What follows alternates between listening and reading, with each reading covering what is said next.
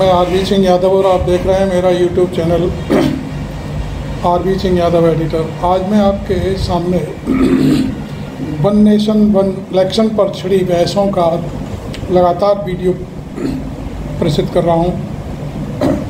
आज जाने माने विश्लेषक देश के योगेंद्र यादव जी भी इस मुद्दे पर पूरी चर्चा कर रहे हैं। मैं आपके सामने योगेंद्र यादव का वीडियो आपके सामने शूट कर आपके सामने पेश कर रहा हूँ। आप सुनिए वो क्या कहते हैं, उनकी एक एक बात को गहराई से समझें कि क्या उनकी बात में क्या दम है, क्या है, कैसे है। Thank you very much.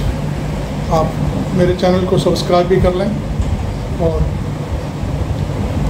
उसके बाद लाइक करें, शेयर करें, उस पर टिप्पणी भी किया करें। अभी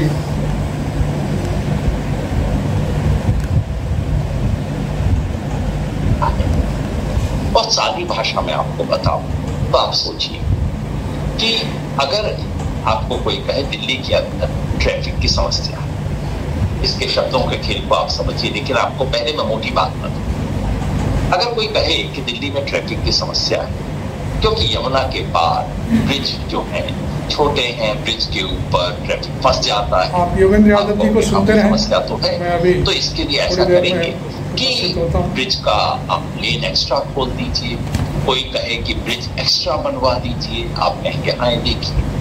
पर आप सोचो कोई आपके पास आए और कहे कि दिल्ली में यमुना की वजह से ट्रैफिक की बड़ी समस्या है, हम ऐसा करते हैं कि यमुना का ही रास्ता बदल देते हैं, दिल्ली के पार से निकालते हैं। आप कहोगे ना भैया ठीक हो क्या, थोड़ा ठंडा पानी पी लो, थोड़ा सोच लो क्या कर रहे हो, क्या समस्या और उसका क्या समाधान बता रहे हो।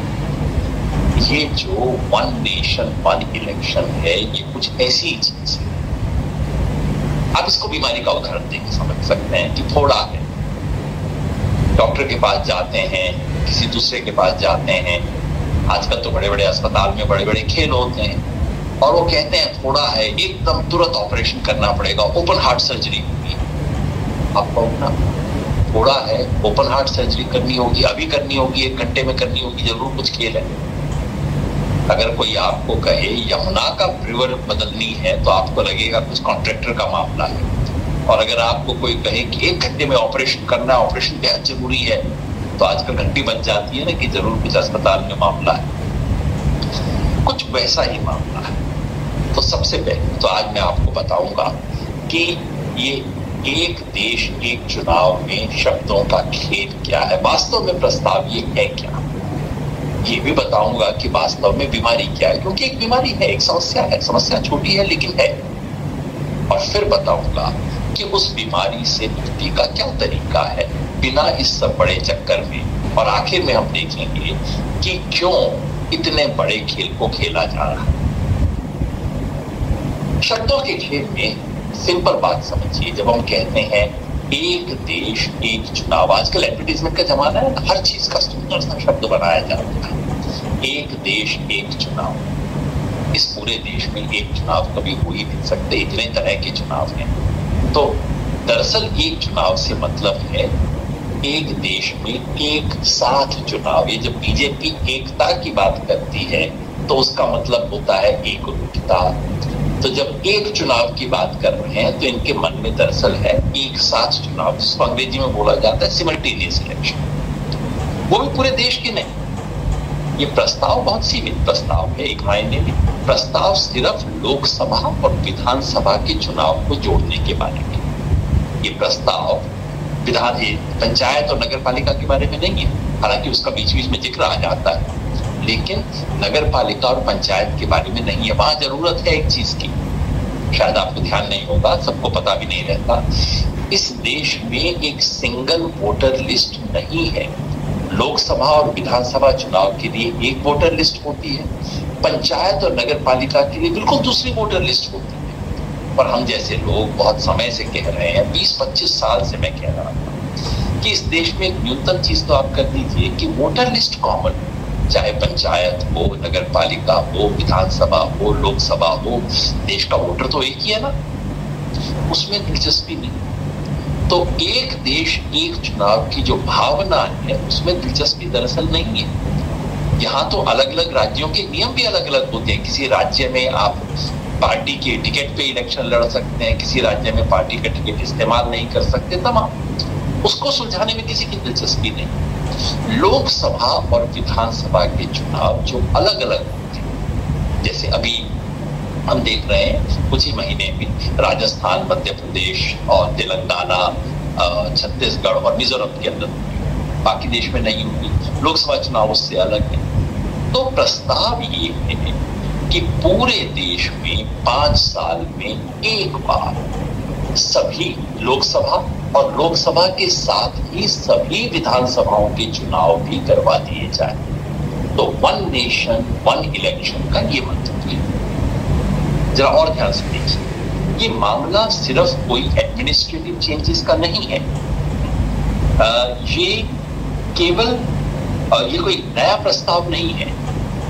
एक बात बताना भूल गया, तो शायद आखिर में ले सकते हैं। केवल प्रशासनिक सुधार नहीं है, ये हमारे संवैधानिक ढांचे में बदलाव का प्रस्ताव। वो क्यों?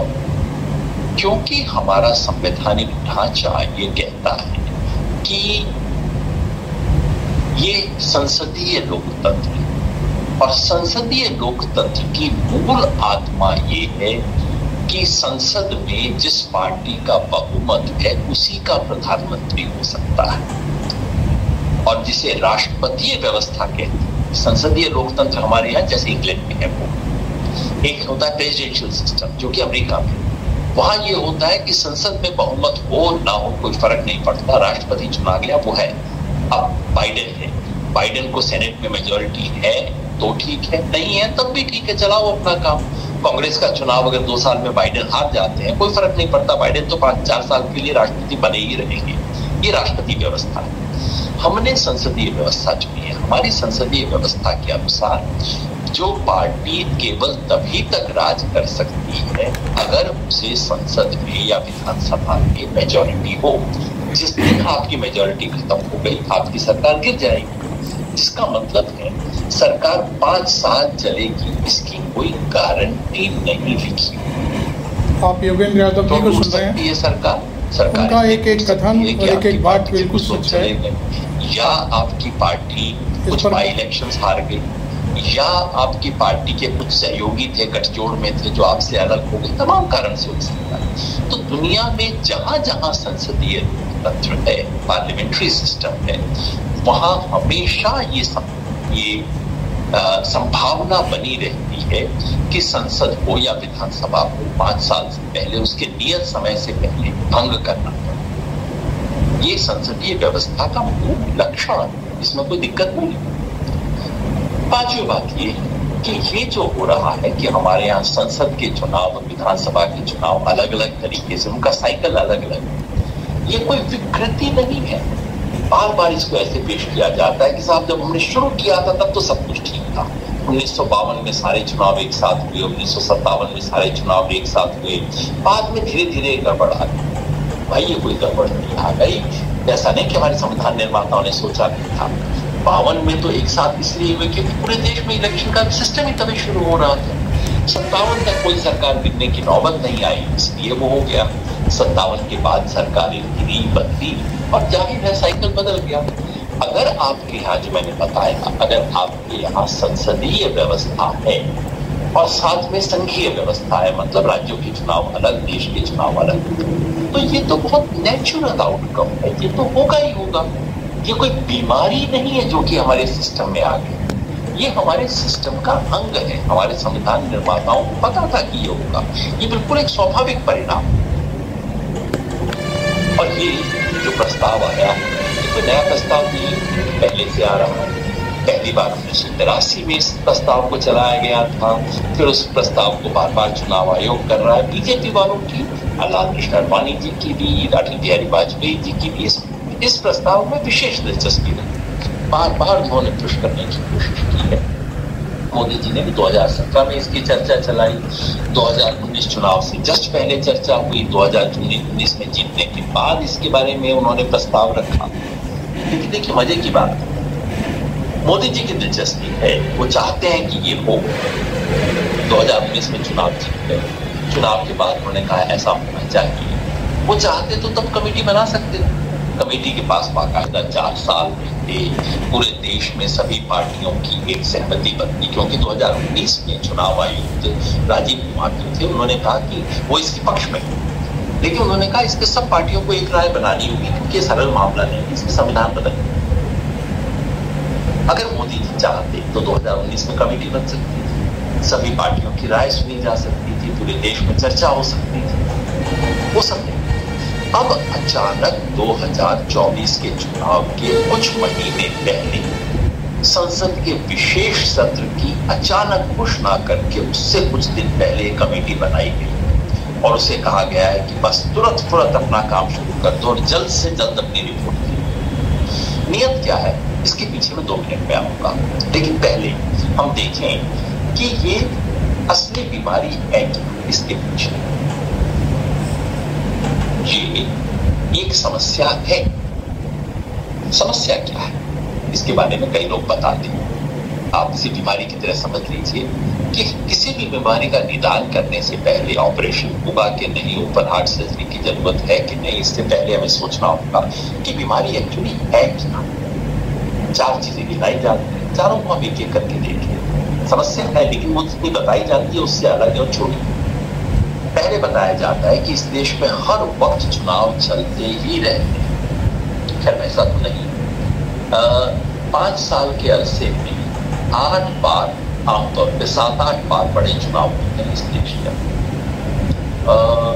सरकार कहती है, प्रधानमंत्री कहते हैं कि इससे बार बार ऐसा लगता है कि इस देश में बस चुनाव अभी आने वाले हैं, चुनाव अभी। याद रखिए ये समस्या राज्य सरकारों के लिए नहीं, राज्य सरकारों के लिए 5 साल में 1 बार चुनाव आता है और उसके बीच में 1 बार लोकसभा का चुनाव आता है, तो उनके लिए 5 साल में 2 चुनाव। केंद्र सरकार को महसूस होता है कि भाई हमारा तो बार बार टेस्ट होता ही रहता है कुछ महीने बाद। ये बुरी बात है, अच्छी बात है, सोचना चाहिए। एक मायने में बुरी बात नहीं है, सरकार का बीच बीच में टेस्ट होता रहे केंद्र सरकार का, तो थोड़ा सा चेक में रहे। ये देखिए चुनाव नजदीक आते हैं तो 200 रुपए क्या एलपीजी सिलेंडर की सब्सिडी भी मिल जाती है, तमाम चीजें होनी शुरू हो जाती है। लेकिन केंद्र सरकार, तो पहला बिंदु याद रखिए ये केंद्र सरकार की समस्या है, ये विधानसभाओं की समस्या, राज्य सरकारों की समस्या नहीं। दूसरा, हमें बताया जाता है कि आचार संहिता के चलते काम रुक जाएगा, कि बार बार चुनाव आते हैं, चुनाव से 2 महीने पहले आचार संहिता लग जाती है। आचार संहिता सिर्फ केंद्र के, राज्यों पे ही नहीं, केंद्र सरकार पे भी लग जाती है। कोई बड़ा फैसला हम ले नहीं पाते। वैसे आप देखिए पिछले 5 साल में बादशाह चल रहा है, कोई बड़ा फैसला ले नहीं पाते।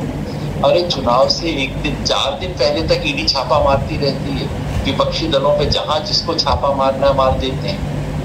जैसे ही चुनाव आता है सरकार एकदम पेट्रोल के दाम बदल देती है। योगेंद्र यादव बहुत ही गहराई से बात कर रहे हैं, आप सुने उसको। मेरे चैनल को भी सब्सक्राइब करें, चूंकि लंबा इंटरव्यू है। समस्या लगती है लेकिन कम से कम सरकार के रास्ते में तो ये समस्या नहीं है। योगेंद्र यादव को भी आप लाइक करें, सब्सक्राइब करें। कि चुनाव में सरकारी मशीन बंद जाती है, ये बात सही है। चुनाव के वक्त सरकारी मशीन को 1-2 महीना, 1 महीना के लिए सारा मशीन सिर्फ चुनाव करवानी। लेकिन याद रखिए कि एक राज्य में केवल 2 बार होता है 5 साल में, 1 बार लोकसभा चुनाव के लिए, 1 बार राज्यसभा, 1 विधानसभा चुनाव के लिए। ये ऐसी कोई चीज नहीं है जिससे कि पूरे देश की अर्थव्यवस्था चरमरा जाए। ये जो है ना हर 6 महीने में हो जाता है, हर 6 महीने में हर राज्य में नहीं होता है। दिल्ली में बैठे हुए दिखता है कि हर 6 महीने में होता है, जिस जमीन पे हो रहा है वहां तो 5 साल में सिर्फ 2 बार होता है। और कहते हैं खर्चा इससे बहुत होता है, बिल्कुल निश्चित 2 बार चुनाव होगा तो खर्चा तो होगा। लेकिन याद रखिए इस देश में चुनाव का असली खर्चा वो नहीं है जो कि सरकार करती है। जो सरकार चुनाव में खर्चा करती है वो तो आटे में नमक के बराबर है। असली चुनाव का खर्चा कैंडिडेट्स का खर्चा। मैं अभी कर्नाटका में गया, क्या सुनने को मिला कि हर पार्टी, हर बड़ी पार्टी का हर कैंडिडेट हर कॉन्स्टिट्यूएंसी में 30 करोड़, 40 करोड़, 50 करोड़ खर्च। मैं तो यहाँ उत्तर भारत से गया था, मेरा तो दिमाग चकरा गया। पिछले हफ्ते में तेलंगाना में गया, लोग हंसना शुरू कर दिए, साहब कौन सी बात कर रहे हैं, 30-40 करोड़, यहाँ तो 100 करोड़ एमएलए के इलेक्शन में हर कैंडिडेट खर्च करता है। तो याद रखिए, चुनाव का खर्चा असली वो है, ये खर्चा बहुत छोटा, और लोकतंत्र में ये खर्चा सबसे बड़ा खर्चा नहीं होता है। फिर भी समस्या ये है कि चुनाव का जब साइकिल चलता रहता है तो केंद्र सरकार उससे थोड़ा बच जाती है। और ये बात जरूर है कि केंद्र सरकार का पॉलिटिकल अटेंशन रहता है कि अच्छा अब ये चुनाव आने वाला है, अब आने वाला है। इसके चलते फायदा भी होता है लेकिन कुछ नुकसान होता है। मतलब बीमारी है, लेकिन बीमारी जो बताई जा रही है उससे बहुत छोटी बीमारी है। क्या करना चाहिए?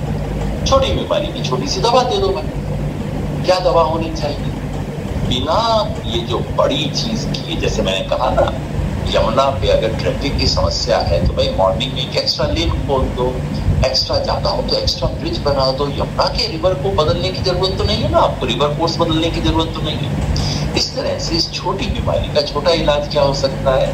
नंबर 1, चुनाव आयोग के पास ये ताकत है और आज के संविधान में ताकत है कि वो चुनाव को क्लब करते, यानी कि कोई भी चुनाव जो अगले 6 महीने में होने वाले हैं, अगर किसी राज्य में अक्टूबर में होने वाले हैं, किसी राज्य में नवंबर में होने वाले हैं, किसी राज्य में अगस्त में होने वाले हैं, चुनाव आयोग सबको इकट्ठा करके कह सकता है एक साथ हो। जैसे क्या हो रहा है तेलंगाना में, तेलंगाना और छत्तीसगढ़ का कैलेंडर एक साथ नहीं था, लेकिन चुनाव आयोग ने जोड़ दिया। अगर आप ज्यादा ही चाहते हैं तो 6 महीने को बढ़ा के आप 1 साल कर दीजिए। कहिए 1 साल में, एक कैलेंडर ईयर में जिस जिस राज्य में चुनाव है, चुनाव आयोग उन सब का चुनाव एक साथ करवा सकता है। इसमें आपको संविधान में एक शब्द का संशोधन करना पड़ेगा, जहां 6 महीना लिखा हुआ है उसकी बजाय 1 साल कर दीजिए, जिसका नतीजा ये होगा कि 5 साल सिर्फ 4 बार चुनाव, एक तो मेन चुनाव के साथ हो ही जाएगा, बीच के 5 सालों में 4 बार आप विधानसभा चुनाव।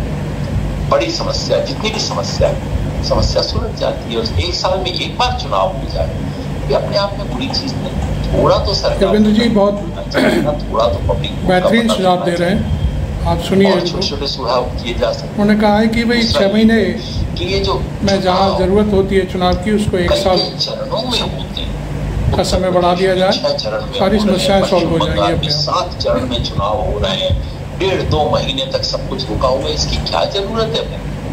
चुनाव आयोग इसके लिए तैयार है कि पूरे देश में विधानसभाओं की और लोकसभा का चुनाव एक साथ करवा देंगे। इतना बड़ा काम वो कर सकता है, लेकिन ये छोटा काम नहीं कर सकता कि भाई उत्तर प्रदेश में आप 6 चरणों की बजाय 2 चरणों में करवा दीजिए, 3 चरण में करवा दीजिए, 3 चरण को 1 हफ्ते के अंदर करवा दीजिए। क्यों नहीं हो सकता है काम? एक जमाना था जबकि पूरे देश में 1 दिन में चुनाव हुआ था, वो करने की इच्छा नहीं है तो ये सामान्य काम कर लीजिए। और तीसरा, एक छोटा सा परिवर्तन ये किया जा सकता है कि चुनाव की जो आचार संहिता है, जो अब वैसे भी बदलने की जरूरत है, इम्प्रूव करने की जरूरत है, उस संहिता के अंदर आप छोटा सा बदलाव ये कर दीजिए कि भाई चुनाव को, जिस राज्य में चुनाव है उस राज्य से जुड़ी हुई घोषणा पे तो पाबंदी रहेगी केंद्र सरकार, बाकी चीजों की कोई पाबंदी नहीं है। व्यवहार में पाबंदी है भी नहीं, व्यवहार में केंद्र सरकार जो चाहे कर सकती है। लेकिन अगर आपको कागज में भी आजादी चाहिए तो आप आचार संहिता में लिख दीजिए कि उस राज्य को टारगेट करने वाली कोई भी योजना नहीं होनी चाहिए।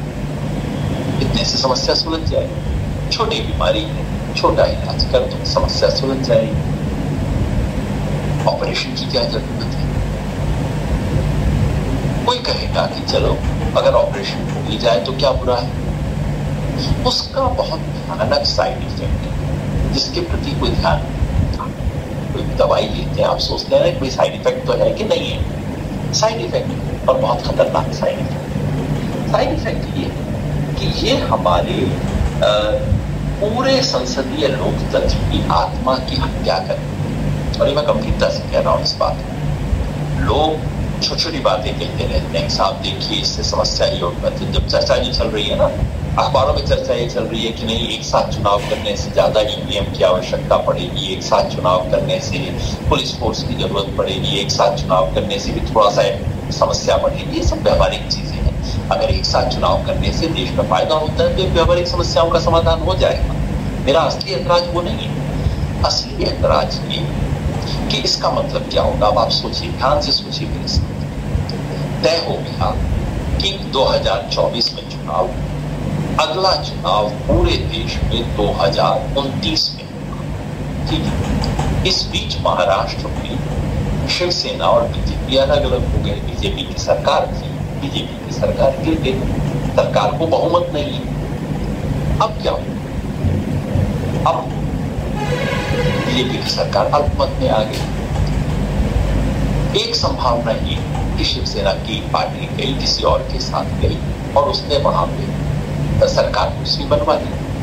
लेकिन एक संभावना ये कि प्रदेश में किसी की भी सरकार बनने की स्थिति नहीं। अब क्या किया? ये संसदीय लोकतंत्र में तो होगा, ये प्रेसिडेंशियल सिस्टम तो है, हमारा पार्लियामेंट्री सिस्टम है। इसमें हमेशा ये संभावना बनी रही कि कोई रूलिंग पार्टी है, 5 साल पूरा होने से पहले उसकी मेजॉरिटी खत्म होगी। अब क्या करें?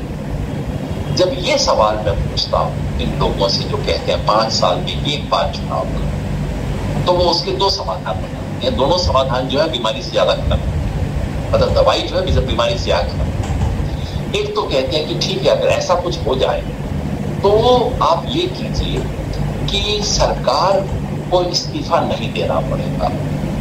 कुछ देशों में व्यवस्था है जिसको कहते हैं पॉजिटिव वोट ऑफ कॉन्फिडेंस, कि आपने सरकार के खिलाफ नो कॉन्फिडेंस का वोट पास कर दिया, उतने से सरकार गिरेगी। जब तक कोई दूसरी सरकार के पक्ष में वोट कॉन्फिडेंस का नहीं आता, तब तक पिछली सरकार चलती रही।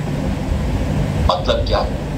जैसे मैंने उदाहरण दिया कि मान लीजिए बीजेपी है, सरकार में 4 साल बाकी है, विधानसभा में सरकार की मेजॉरिटी अब नहीं बची विधानसभा के अंदर, तो ये लोग कहते हैं कि ठीक है, या तो दूसरी सरकार बनवाओ, नहीं तो यही सरकार 4 साल और काम करेगी। अब आप इसका समझिए कितना बड़ा मजाक है। ये कह रहे हैं कि वो सरकार 4 साल तक काम करती रहेगी जिसके पास विधानसभा में मेजॉरिटी नहीं है।